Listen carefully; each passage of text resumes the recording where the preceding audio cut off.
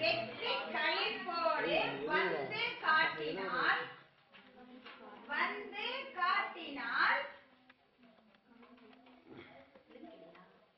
வெற்றி களிப்போடு வந்து காட்டினால் நொடியில் உழன்று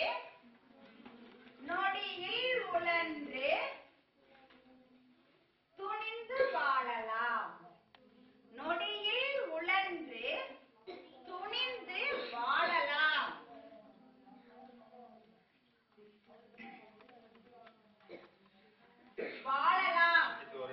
உங்களுக்கு ஏதாவது டிஸ்டர்பன்ஸா இருக்கு, வீட்டை சொல்லாம இருக்கேன், தேடுவாங்க.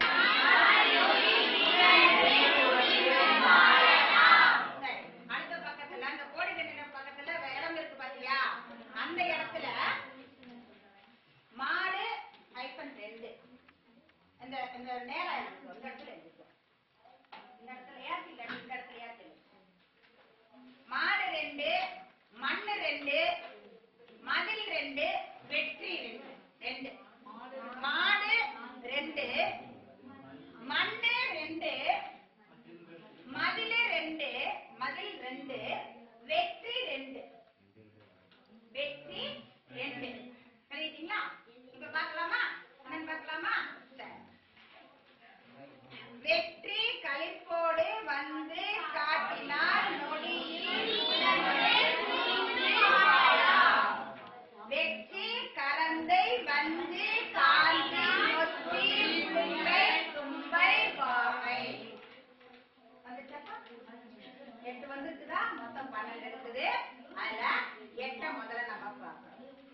சரியா? 8மே போருக்குரியது. 8மே என்னதுக்குரியது? அதுல முதல்ல என்ன 2?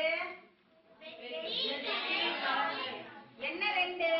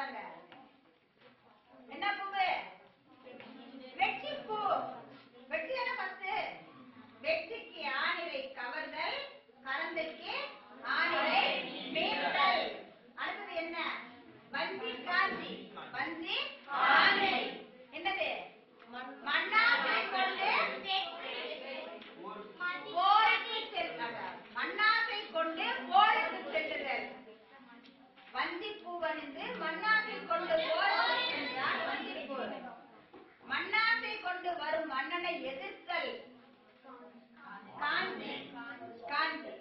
இதுல 1 2 இங்க மட்டும் 2 1. இது மட்டும் 2 1. என்னது? மதில் சுவர் காத்தல். இப்ப வந்துப்பா இது கவர்தல் சொன்னா இல்லையா? எது கவர்தல்? ஆணிரை கவர்தல். ஆணிரை காத்தல் சொன்னா இல்லையா? ஆணிரை காத்தல். இது மண்ணாசை கொண்டு போருக்கு செல்லுதல். மண்ணாசை கொண்டு வந்த மன்னனை எதிர்த்து போடுதல். அப்ப இது 1 2, இது 1 2, 2 1. ஏன்னா இது திரும்ப முதல்ல பாக்குறாங்க, அப்பதான் அதாவது மதில் சுவர் காத்தல், மதில் சுவர் சுற்றி வளைத்தல், மதில் சுவர் சுற்றி வளைத்தல். அடுத்தது பார்த்தா அப்படின்னா இங்க வந்து நொச்சி தும்பை வாகை, தும்பை வாகை. தும்பை அப்படின்னு சொல்லும் பொழுது வெற்றி சொன்ன, ரெண்டு வெற்றி தான் சொன்னேன். வெற்றி ஒன்றையே குறிக்கோளாக கொண்டு தும்பை பூ அணிந்து அதிர போருவது. ரெண்டு பேரும் சண்டை போடுவது, அதிர போருவது. அந்த பாடல்ல வரும் பாருங்க, அது ஒரு கேள்வியாக வரும். அதிர போருவது டேஷ், தும்பை தும்பை திணை 4வது வரியில வரும். அதிர போருவது 3வது ஆரம்பிச்சு 4வது வரியில வரும்னு நினைக்கிறேன். இல்ல 4வது வரியில ஆரம்பிச்சு 5வது வரியில வருதாப்பா? 4வது வரியில ஆரம்பிச்சு 5வது வரியில ஆரம்பிச்சு அதிர போருவது டேஷ் கேட்டிருந்தாங்க. அதிர போருவது தும்பை. சரியா? அப்ப தும்பையில என்ன பண்றாங்க? வெற்றி ஒன்றையே குறிக்கோளாக கொண்டு இரு மன்னர்களும் போரிடுவது தும்பை. வெற்றி பெற்ற மன்னன் வாகை பூ சூடி கொண்டாடுவது வாகை. இதுல இந்த ஒன்ன தவிர, எதை தவிர? தும்பைய தவிர மற்ற எல்லா 7 பூக்களுமே ஒவ்வொரு பூக்கள் தான் ஒவ்வொரு அரசனும் அணிவாங்க. இங்க வெற்றி அணிஞ்சா இவன் கலந்தி அணியும், இங்க வஞ்சி அணிஞ்சா இவன் காஞ்சி அணியும். எல்லாமே பூதான். என்னப்பா? இங்க வந்து நொச்சி அணிஞ்சா இவன் உளுக்கி அணியும். தும்பை மட்டும் 2 அரசர்களையே தும்பை போல கூடி வருவாங்க. போருக்கு வரக்கூடிய அரசர்கள் வெற்றி ஒன்றையே குறிக்கோளாக கொண்டு போருக்கு வரக்கூடிய 2 அரசர்களும் அணியக்கூடியது தும்பை. வெற்றி பெற்ற அரசன் மட்டும் அணியக்கூடியது வாகை. அப்ப 8 திணையும் வந்துருது. அடுத்தது இதுல பாடான் திணை. பாடான் திணை அப்படின்னு சொல்லும்போது வெற்றி பெற்ற மன்னனையோ இல்லது ஒரு சிறந்த ஆண் மகனையோ கல்வி, கொடை, செல்வம், வீரம், புகழ் இத பத்தி பாடக்கூடியது பாடான் திணை. அடுத்தது என்னது? பொதுவியல். அடுத்தது பொதுவியல். பொதுவியல் அப்படிங்கும்போது இது என்ன திணை சொல்லிருக்கிறேன்? அங்க கூடியதும் கோரிக்கலாம், இல்ல அங்க சொல்லாததையும் சொல்லிக்கலாம். அப்படி சொல்லக்கூடியது பொதுவியல். என்னையா அப்படி சொல்லக்கூடியது பொதுவியல். அடுத்தது கைக்கிளை. ஒரு தலை காமம். அது ஆண்பாளுக்கு வரும், பெண்பாளுக்கு வரும். எப்படி?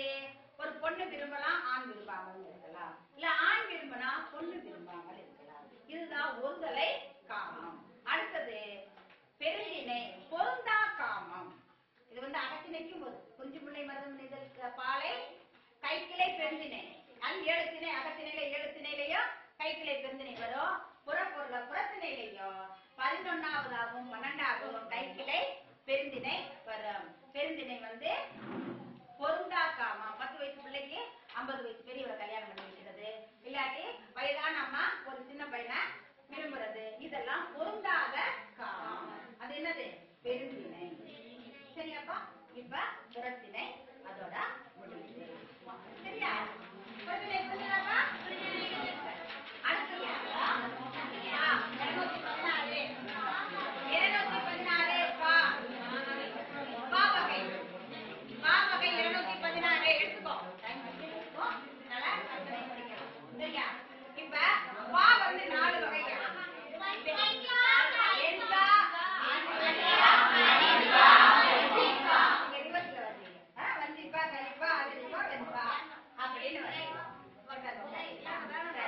அப்ப நம்மளுக்கு பாடப்பகுதியா வந்திருக்கிறது வெண்பாவோ ஆசிரியர்பாவோ. எது வந்திருக்குது? நம்மளுக்கு பாடப்பகுதியா வந்திருக்குது. இப்ப முதல்ல வெண்பாவை பார்க்கலாம். வெண்பால 6 வகை. எத்தனை வகை வெண்பா? 6 வகை. குறை வெண்பா, நேர்த்திணை வெண்பா,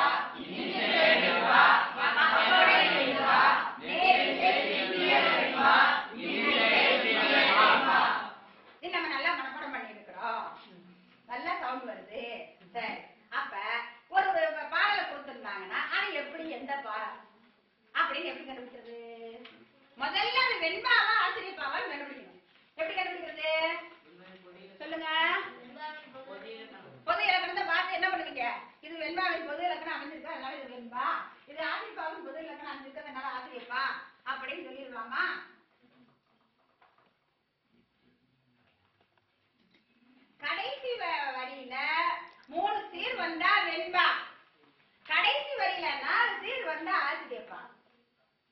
சரியா?